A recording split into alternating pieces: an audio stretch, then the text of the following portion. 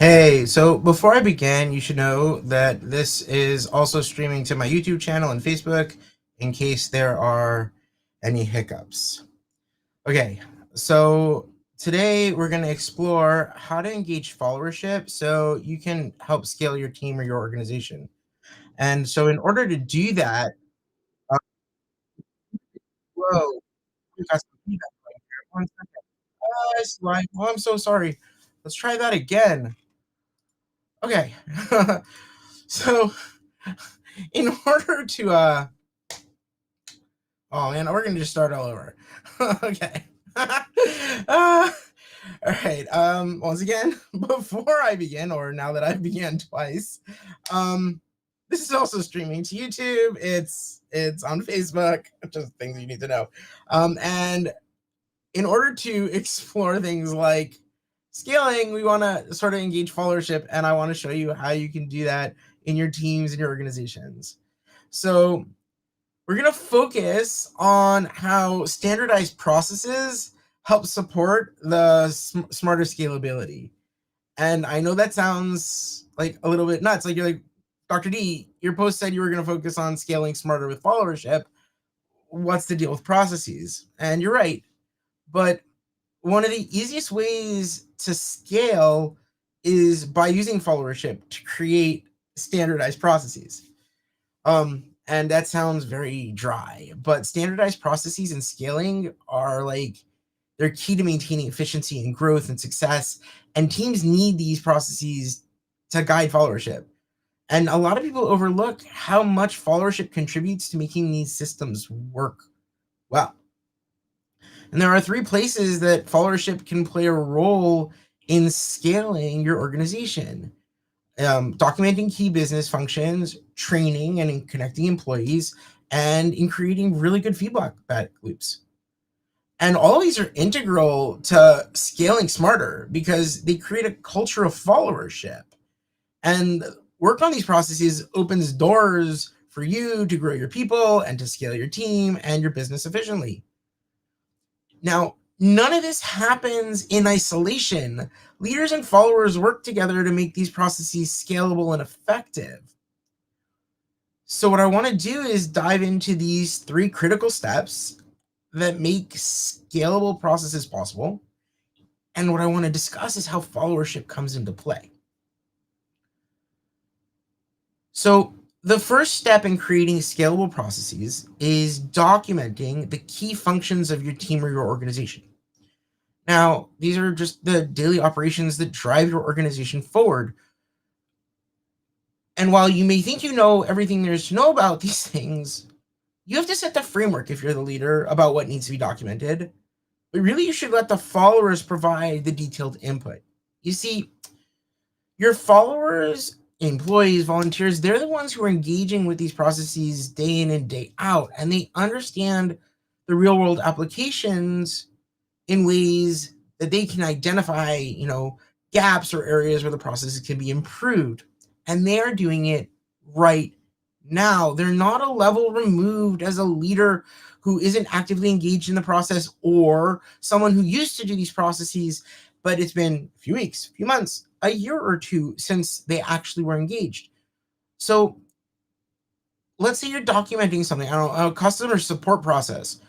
The leader might outline some of the general steps with 1 or 2 of the senior reps, but really what the leader needs to do is support the reps in the trenches and give them the ability to fill in the processes, make it more robust, point out specific pain points, areas where service gets slowed down.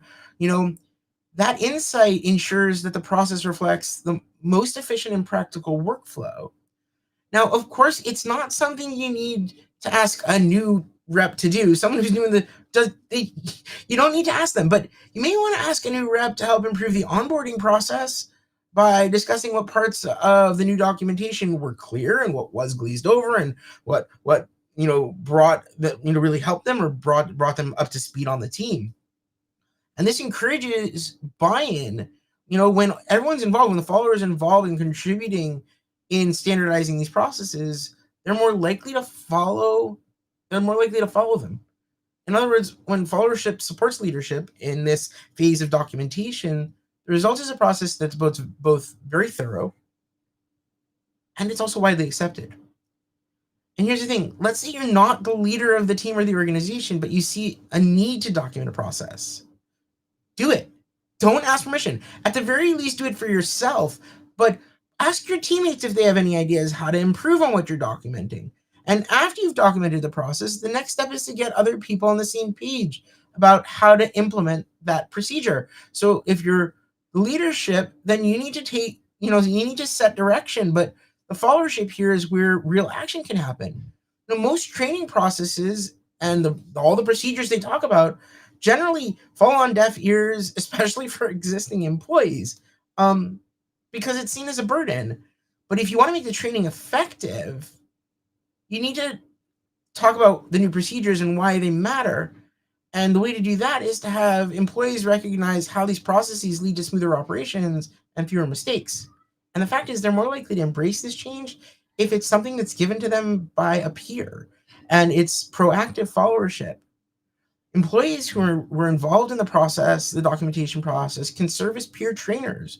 You know, they can help explain how the process was developed, what led to the decisions that were made, and even walk people through it, with other team members. And the more people who've been involved in the process, the more likelihood it will be widely accepted. And it can also be seen as a time for people to flesh out any final hiccups or issues that might arise. So having it be a discussion where the core framework is sort of set, and now we're looking for real peer-to-peer training and input, can be far more engaging, relatable, effective, and followership oriented. What's more, by opening the floor to discussion, some of the younger followers, the newer people, they may be able to identify some gaps, something they didn't understand, something where clarification's needed, and something that'll help improve the overall process. And by having people step into the role as trainers, mentors, feedback providers, these followers bridge the gap between leadership vision and successful execution. So it's not just making the acceptance process smoother, it creates a foundation for a culture of followership. And that's huge. So let's say you want to engage in strategic followership and you've documented process for yourself or for your team. I mean, you should volunteer to teach some of the newbies about the process to help them during onboarding. And that leads us to the point where we really can discuss how followership is critical for scaling your team business. For an organization to grow effectively, there has to be a feedback loop where employees can share insight with leadership. And that feedback is designed to help overcome and create new opportunities for scaling from within. So for instance, if the company is expanding its product line, or I don't know, the product development team is trying to create a critical feedback loop on an existing development process, then one of the things that you can do is actually help leaders make informed decisions on how to scale, ensuring that growth is both strategic and sustainable, and you write the process out along the way. And there's more to it than that. Just like it's more than just like improving the process. Like, leaders have a high level view of the strategy that they're guiding, whether it's team leaders or not. And very often when a follower comes and says, I have firsthand opportunities here, I see something which is inefficient or a bottleneck or something that we can improve on, I'd like to work on it, then a well-documented process provides the foundation for the follower to discuss these new opportunities or the issues that they're seeing. And it allows for businesses to grow as ongoing feedback comes from the followers.